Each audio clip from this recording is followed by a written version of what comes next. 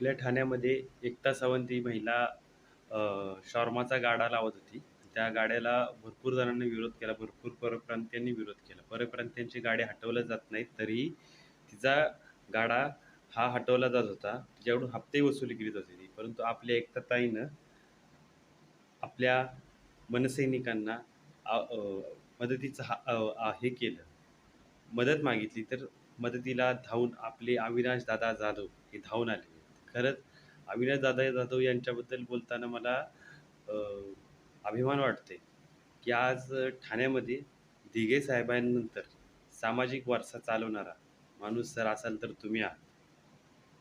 आज शिवसेनेनं जे पूर्वी जी शिवसेना होती ती आज मनसे आहे.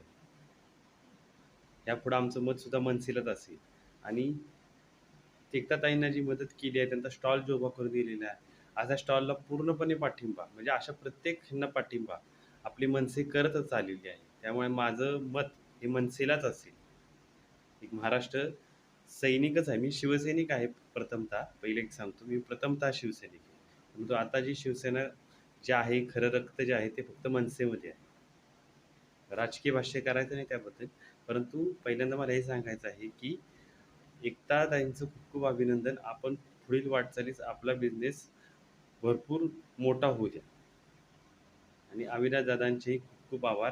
जय महाराष्ट्र.